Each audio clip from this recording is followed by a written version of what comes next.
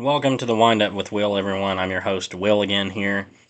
And today's video is going to be a little short. I'm slightly under the weather. I think it's all allergies. Taking some medicine, try to drink some water and stay hydrated. Um, but my voice is a little, I guess, raspy.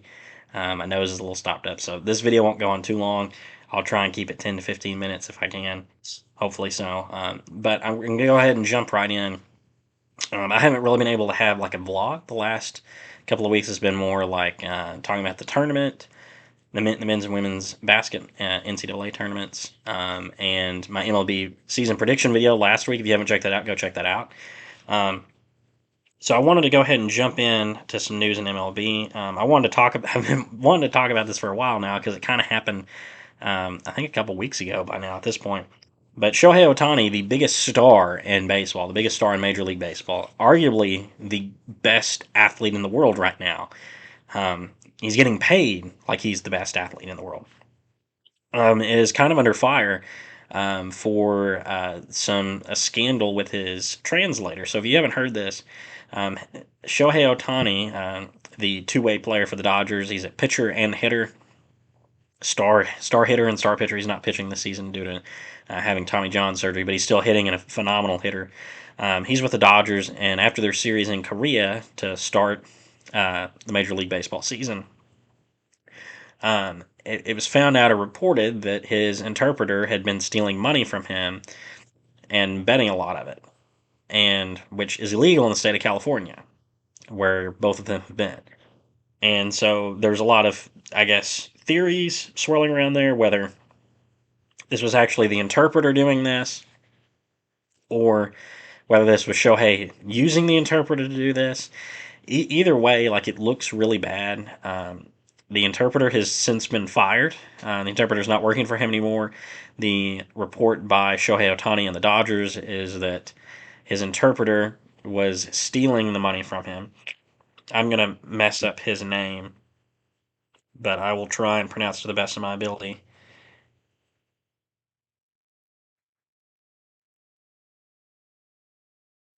Ipe Mizuru. Sure, I mispronounced that. Let me see if there's a pronunciation of his name. That's unfortunate.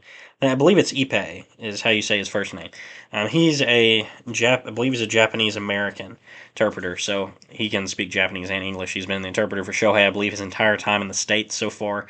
But this is a horrible scandal for Shohei and the Dodgers and for Major League Baseball. A sport that has just been plagued by so many scandals, and whether that's cheating or betting scandals or the Black Sox scandal where they threw the World Series, the steroid scandal. There's so many of these scandals that just continue to rock Major League Baseball. The Astros cheating scandal. Now you have this where you have the star player possibly betting money on games, which is breaking the law in California, and MLB has launched an investigation, I guess, to determine whether Shohei was the one doing this and was any Major League Baseball games bet on in this process, something that would lead to the integrity of the game.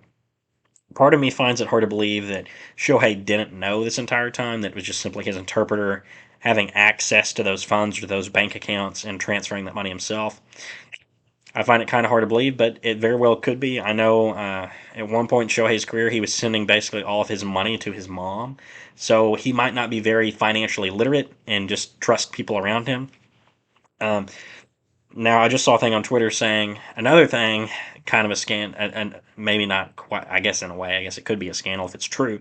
Someone saying that his first home run with the Dodgers, that the Dodgers kind of forced the fan who caught the home run to give up the ball and made a quick deal and separated her from her husband. And Shohei then said he met the fan, which someone else is reporting that he did not meet the fan. So, as someone said, he either has the worst interpreters in the world or worst luck with interpreters, or he's just lying. I don't know, and I don't know how accurate that just reported was on the home run ball. That's just something I saw on Twitter. That very well could be entirely false, but I'm just saying that that's what some people are saying right now. But it's going to be interesting to see what MLB's investigation comes from this, whether Shohei cheated or not. I think if there is any outcome or decision made will be after the season. I don't see them doing anything mid-season unless it's really drastic, like he bet on a bunch of MLB games, ones that he played in. I would say that'd be the only way that there's anything hammered down this season on him. I think more than likely we'll see the results of that in the off season. Now, carrying on with Major League Baseball, my Mets have been horrible. We were 0-4 coming into today. We had the last 2 days had rain out, so we had a double hitter today against the Tigers, who sat atop the AL Central surprisingly early on at 5-1 currently after today's games. The Mets were 0-4 coming into today. We lost the first game of the day to the Tigers, falling to 0-5 before we nearly got no hit through almost 8 innings, and then rallied with a home run by Pete Alonso and then Tyron Taylor walking the Mets off to get our first win of the season. So we're 1-5, not a great start, but at least we're not the Marlins who were 0-8, who have been off to a bad start. Um, some other around the majors, I guess. The Yankees are atop the AL East at the moment. The Tigers are atop the AL Central at 5-1. The Rangers are top of the AL West. Uh, A's are at the bottom at 1-6. The Braves are barely on top of the Phillies and the Nationals in the NL East. The Pirates have gotten off to another hot start again. They had a hot start last year. They looked like they were going to be like just kind of a Cinderella team that they just kept finding ways to win. And Brian Reynolds last year for them played like he was Mickey Mantle early on in the season. Like just phenomenal. He came through with clutch hits, clutch home runs, and they won a bunch of games early on before they ended up crashing back down to earth. So that's something to look out for. They've got a lot of young talent on the team, but are they going to continue at that pace? And shout out to family friend Bobby Campbell, who who told me Easter Sunday. He said, "Will, the Pirates are going to be good this year. They're going to be good. They're going to be good." And I'm like, yeah, right. But they're 6-1 at the moment, so they're off to a great start. We'll see the rest of the way if Bobby is right and if the Pirates are going to be a good team. The NL Central looks like the most balanced division at the moment. Pirates are 6-1, Brewers 4-1, Reds 4-2, Cubs 4-2, and Cardinals 4-4. But it's early on. There's still a lot of games left to be played. This is just the first week, so we'll see where it goes from there. Um, But yeah, I don't have much on MLB at the moment. Still kind of following the NCAA tournaments going on tonight, and I'll use that as a segue to move on over to the NCAA tournaments. The NIT championship was tonight between Indiana State and Seton Hall, the two most deserving teams that did not make the tournament. That's what my belief is. My belief is it was my belief going when after the selection committee failed those two teams. And it might be easier for me to see that considering I have a team in each of those teams' conferences, the Butler Bulldogs in the Big East with Seton Hall, and my Murray State Racers and the Missouri Valley with Indiana State. So it's maybe easier for me to see that than people who follow teams that aren't in those conferences with those teams. But Indiana State's phenomenal. They deserve to be in it. Them and Seton Hall both making it to the NIT championship, it just show that the committee was wrong in not putting those teams in. And Indiana State went on kind of a run to get there. Let me see if I can pull up who they've beat in the NIT to get to the championship. They lost to Drake in the Missouri Valley Championship. Then they beat SMU by 9. Who's a good team. SMU killed Murray by almost 30 points this year. Even though they did fire their coach recently, but they were a good program. They were towards the top in the American. Then Indiana State beat Minnesota, who beat my Butler Bulldogs. They beat them by 12. They then beat Cincinnati by 4, and it was a great quarterfinal game.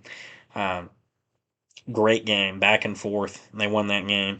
Then they won by 10 over Utah in the semifinal, and then faced Seton Hall in the final tonight, which they lost 79-77. Seton Hall wins its second NIT tournament of all time.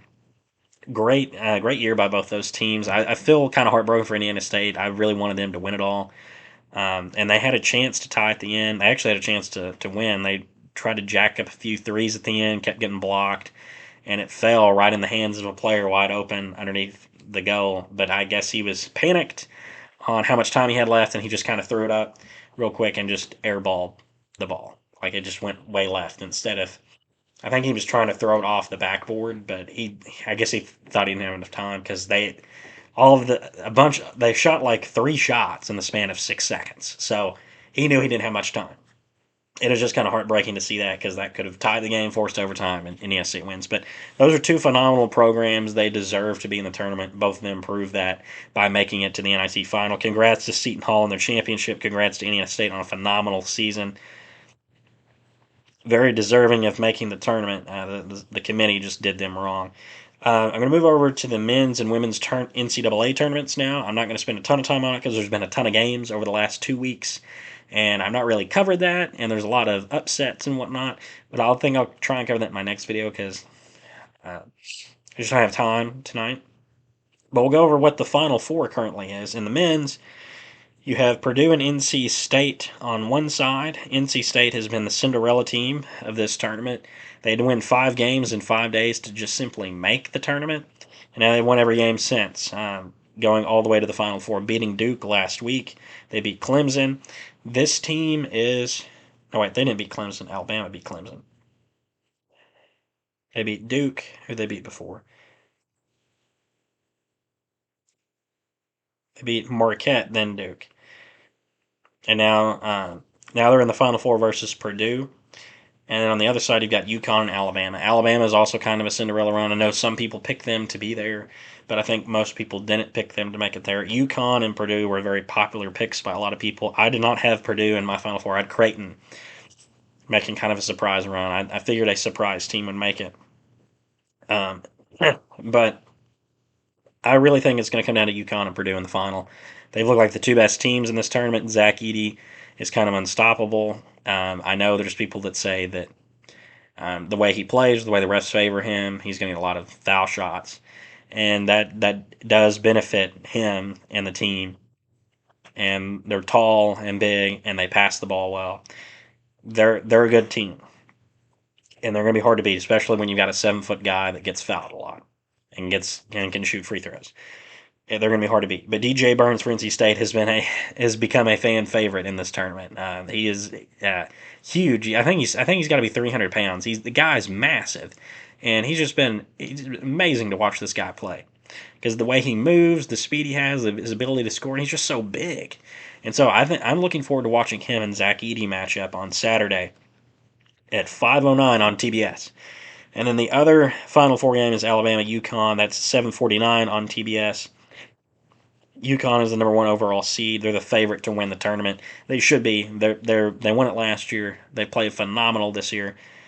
I think it's going to come down to them and Purdue in the final. But Alabama is a great shooting team. They dismantled Clemson the other night by just at one point. Them and Clemson were both hitting threes, but they'd already built the lead up, and Clemson was just kind of chasing them. But Alabama can shoot the ball, so that's going to be a fun game to watch. Love to see an upset. Love to see UConn or Purdue get knocked out. But I really think it's going to be Purdue and UConn in the final. And I think it'd be a great final between the Goliath and the UConn Huskies and another Goliath and Zach Edey and Purdue. That is the men's tournament. And the championship will be on Monday night. This next coming Monday, same day as the solar eclipse is coming through the middle part of the country. Moving over to the women's tournament. In the Elite Eight, we saw some great matchups in the women's tournament between Iowa and LSU.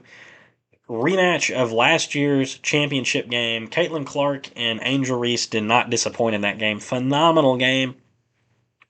Let me just read the stats. Caitlin Clark had 41 points on 13 of 29 shooting, 6 of 7 free throws. She led Iowa in points with 41, led them in rebounds with 7, and led them in assists with 12. Angel Reese had 17 points and 20 rebounds. 10 offensive rebounds, 10 defensive rebounds, and she also led LSU in assists at 4. This was a great game. It was back and forth. There were times where it looked like LSU might pull away and repeat what they did last year, where they just kind of manhandled Iowa with their size and physicality. Sorry, I gotta have a drink of water. I've been talking a while.